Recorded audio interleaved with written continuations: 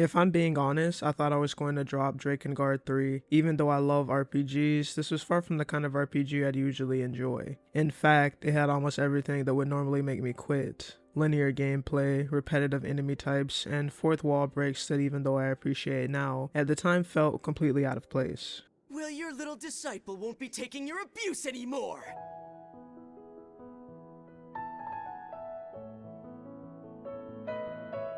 But I just could not stop playing. Was it because I got to hear the character say out-of-pocket shit? Or was it because I heard Yoko Taro was this storytelling genius? Honestly, both of those are true. But more than anything, I had this burning question I needed answered. Who is Zero, really? Zero is not your usual protagonist. She's vulgar, cold, mean-spirited, sociopathic, and wants to kill her sisters for seemingly no other reason beyond the fact that she hates them. Except that's exactly what Yoko Taro wants us to believe.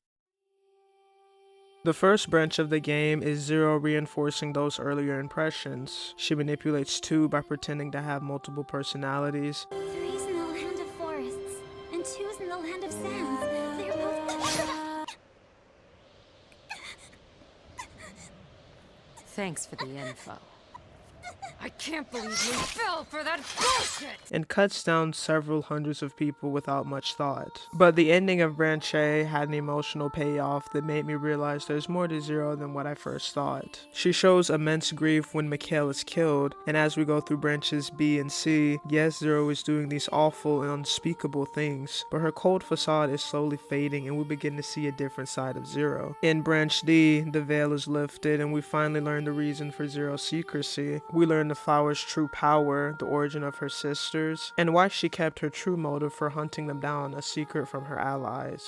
And alas, a lot of the questions I'd had finally been answered, but a major gap still wasn't closed. If Zero was willing to shoulder all of this responsibility by herself, what kind of background did she actually have? And that's where the game leaves out one of the most important parts of her story. To understand Zero fully, we have to look at the prequel novella to see who she was before the flower. The story opens with Zero chained to a post in a public square, with 5 other rebels as she dies from a terminal disease. As she waits for death, she begins reflecting on her own life. The first thing she recalls is growing up with an abusive mother, saying, "My earliest memory is of my mother shouting, and the only other thing I remember from those days is being slapped around. I doubt I was fed well either." Because memory loss can be a symptom of childhood abuse, it makes me think there was probably even more horrific trauma than what I'm about to mention. Zero and her mother were poor. Zero even saying, "I learned how to swipe a meal before I even learned how to speak." She doesn't hold a grudge against her mother though, explaining that in a world like this, warm food and a bed were luxuries. Eventually, when Zero reached an acceptable age, her mother sold her to a brothel. It's there that she finally meets another girl she considers a friend. The girl nicknamed Zero Rose because of her eye color. Zero in return gives her the name Indigo, and together they have names that belong to only them, Rose and Indigo. This part actually got me thinking and makes this story even sadder. What did Zero's mother call her? Did Zero choose not to claim the name she was born with, or did she simply not remember it? Even though the circumstances are horrible, I'm just happy Zero finally has somebody. But Yoko Taro doesn't let that last for very long. One day, Indigo convinces Zero that they should steal some money and run away from the brothel. Zero agrees, believing the two of them could do anything as long as they were together. Except for Indigo, this was never the true plan. The only reason Indigo had approached Zero with the plan was because she couldn't carry all of this money herself. Once they had escaped, she had planned to kill Zero, take the money, and leave with one of her patrons. She doesn't resent Indigo for it, instead blames herself for being careless, saying that if things had played out differently, Indigo and the man would have been the ones laying dead in the river. Her reaction is casual. At this point, I still don't fully understand her, but I think making light of horrible situations has become the only way she knows how to cope. The next time Zero gets close to someone is when she lives with one of the brothel's former patrons. Surprisingly, she says life with him wasn't bad, and her thoughts of killing him had slipped away. But after she contracted her illness, he decides to abandon her and turn her in for the bounty on her head. As he goes to tie her up, Zero instinctively kills him in her sleep. Afterwards, she had come to a realization. Despite living together, eating together, and believing she'd moved on from wanting to kill him, she truly never let him into her life and kept the knife within arm's reach the entire time. After this, Zero goes from town to town, surviving by robbing and killing whoever crosses her path. One day she comes across the home of a wealthy family and slaughters everyone inside. One of the young girls asks her, "Why do you do this? You could have just taken all of our gold and left." She says, "I used to think it was about keeping people from seeking vengeance, but I'm starting to wonder if that's really it.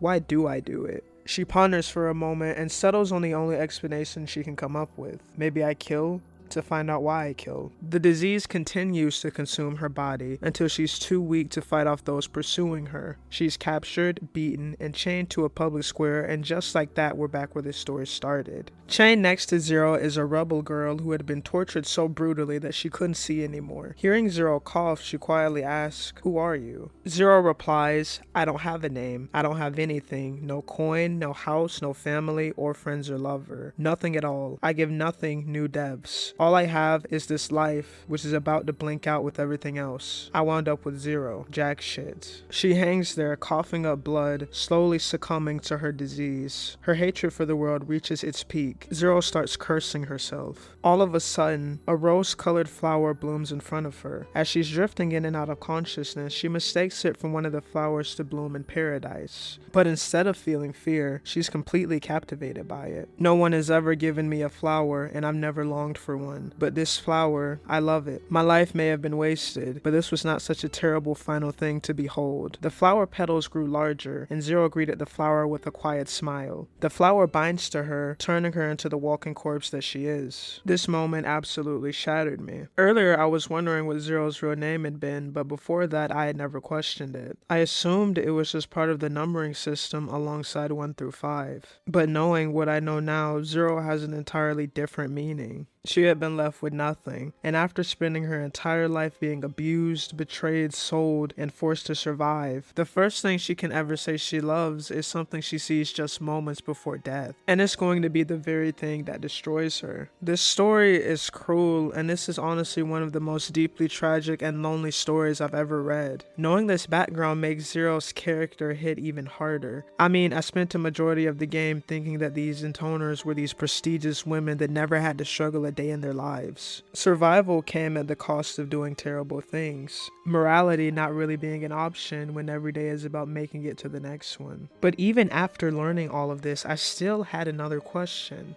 Why does Zero still choose to fight and not let the flower win? You could say she's atoning for her sins, but honestly, if I had have lived the life Zero did, I don't know if I would have had the strength to do that. But she still does, refusing to let the flower have the final say. I guess Zero is just that spiteful. Perhaps this was her final attempt to reclaim control over her own fate. Or maybe after some point, it became a way to guarantee a future for Mikhail. Zero's relationship with Mikhail is special. He becomes the first person in her life to genuinely care about her without wanting something in return. And when he's made aware that he's the only one who can grant Zero the death she's been seeking, he doesn't fully understand why things have to end that way. Because of him, we get to see Zero laugh and be human for once. A glimpse of a Zero from a different timeline that had different circumstances. Now, I'm not gonna sit here and say the gameplay is secretly well designed. There are definitely plenty of flaws that I mentioned earlier in the video. I'm arguing that, intentionally or not, the gameplay made me empathize with these characters. We spend the entire game haggardly hacking and slashing away at enemies, losing track of how many we kill, popping both potions, going in toner mode just to end the fight quickly. We want it to be over, just as bad as Zero does. Even in the final boss fight, killing Zero doesn't make sense to him, and the boss fight doesn't make sense to us either. I think the fight accurately portrays his feelings of hopelessness, frustration, and how helpless he feels in the situation. The flower doesn't care where Mikhail is or reacts to him, it just does whatever it wants. And Mikhail is forced to respond. Anyways, I hope I didn't come off like I'm trying to excuse anything Zero did. I've just always had the tendency to be drawn to these morally gray, complex characters. I do think that one of the good things we can take away from this character is her spite.